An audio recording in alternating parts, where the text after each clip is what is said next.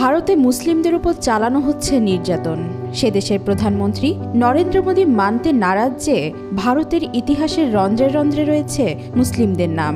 সেই নির্যাতিত মুসলিমদের নিয়ে এক হিন্দু মা ও তার ছেলের কথোপকথন শুনে আসি। আচ্ছা মা, তাজমহল এত সুন্দর, তাজমহল কি আমরাই বানিয়েছি তাই না?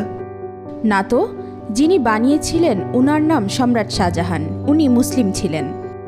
ও আচ্ছা, তাহলে কুতুব মিনার নিশ্চয়ই আমরা বানিয়েছি?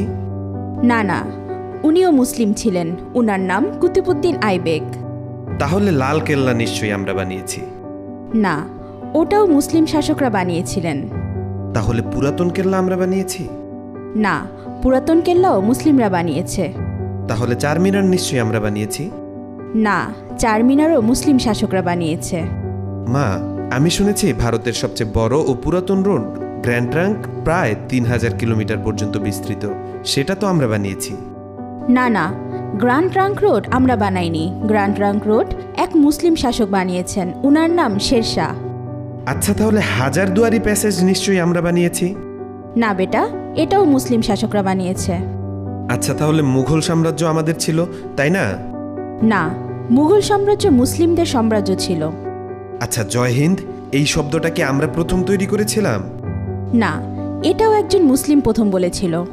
আচ্ছা মা, সারে জাহা সে আচ্ছা হিন্দুস্তা হামারা এই শব্দটি আমরা প্রথম বলেছিলাম তাই না?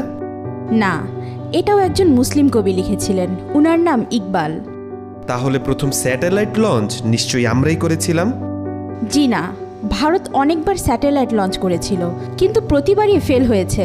এরপর এপিজে আবুল কালাম আজাদ প্রথমবার সাকসেসফুলভাবে স্যাটেলাইট লঞ্চ করেছিলেন। উনি না থাকলে আজ ভারত স্যাটেলাইট লঞ্চ করতে পারত না।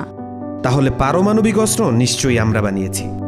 না না, পারমাণবিক অস্ত্র একজন মুসলিম আবিষ্কার করেছে, উনার নাম এপিজে আবুল কালাম আজাদ। তাহলে মুসলিমরা না থাকলে আমাদের কি হতো মা? মুসলিমরা না থাকলে ভারত এক অন্ধকারাচ্ছন্ন দেশ থাকত। ভারতের জন্য মুসলিমরা কিছুই করেনি, এসব মিথ্যা রটনা ছড়িয়ে বিভ্রান্ত ছড়াচ্ছে নরেন্দ্র মোদী সরকার। সেই মঙ্গলদের বিতাড়িত করা থেকে শুরু করে ব্রিটিশ বিরোধী আন্দোলন পর্যন্ত মুসলিমদের রয়েছে গর্বিত ইতিহাস, কিন্তু সেই কথা স্বীকার না করে তাদের প্রতি চরম অবহেলা করা হচ্ছে। এভাবে মুসলিমদের প্রতি নির্যাতন করতে থাকলে একদিনের চরম মূল্য দিতে হবে। ওয়াহিদা পারভীন ইশিতা, আজকাল।